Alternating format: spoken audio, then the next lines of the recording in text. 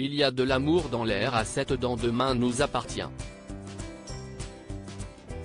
Malheureusement pour Soraya, c'est plutôt l'inverse. Lors du précédent épisode, elle soupçonne Stéphane d'infidélité.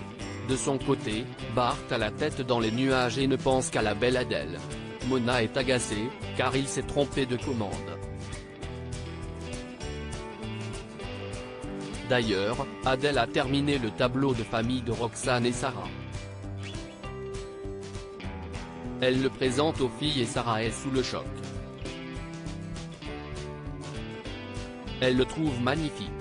Roxane, elle, semble peu emballée et masque difficilement sa déception.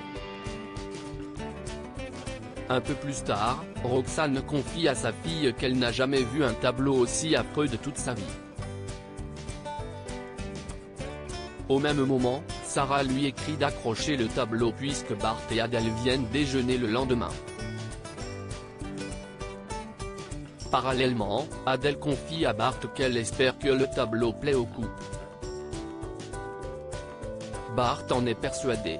Cependant, la jeune peintre explique que parfois, les gens se font une idée précise de ce qu'ils souhaitent et sont souvent déçus du résultat.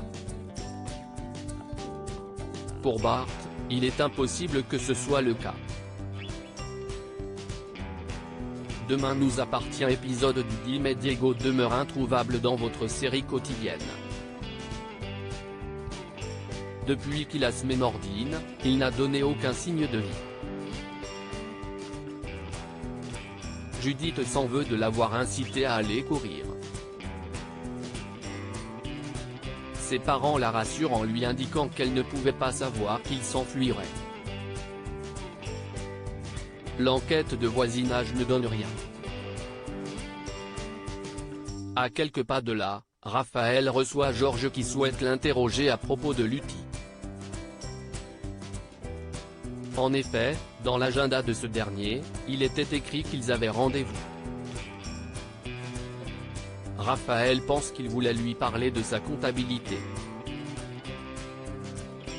Cependant, elle informe Georges que c'est Gabriel qui s'occupe de ce type de dossier. Le stagiaire explique qu'il n'a jamais vu Bernard Lutti et qu'il n'y avait aucun rendez-vous de prévu. Georges reste dubitatif et trouve que Gabriel a l'air mal à l'aise.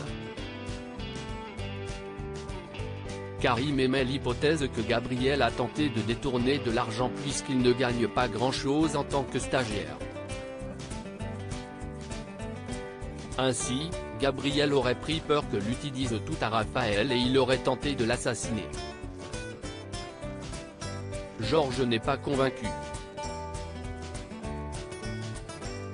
Cependant, en bornant le téléphone de Gabriel, il découvre que le jeune stagiaire se trouvait devant chez Lutti au moment du meurtre. Ni une, ni deux, Karim et un collègue se rendent au cabinet d'avocats et demandent à Gabriel de les suivre. Soraya et Raphaël sont sous le choc. Gabriel leur promet qu'il n'a rien à voir dans cette tentative d'assassinat. Gabriel clame son innocence dans Demain nous appartient, Karim mène l'interrogatoire de Gabriel. Ce dernier avoue être allé chez le comptable une seule fois. En effet, quand il a commencé à travailler pour Raphaël, il a voulu lui montrer qu'il était motivé. Ainsi, il lui a proposé de faire la comptabilité. Or, il s'est vite retrouvé sous l'eau et les erreurs se sont accumulées. Pour réparer ses bêtises, il a voulu aller voir Lutti pour tout régler en personne et s'est excusé.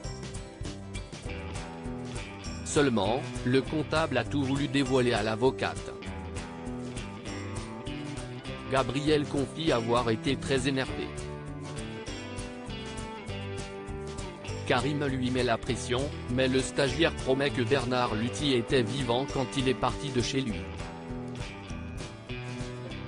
Views post ton Instagram à post shared by Demain nous appartient @dna-batf1, le soir tombe dans Demain nous appartient.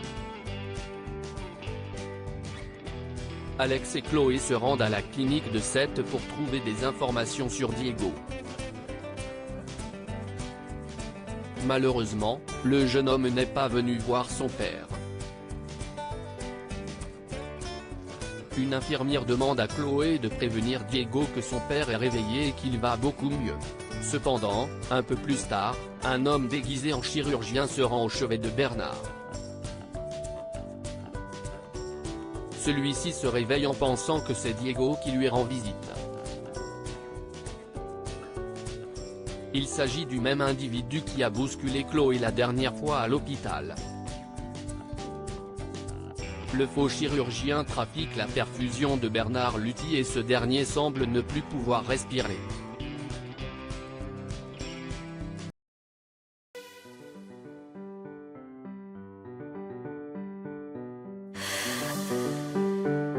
The man I love just had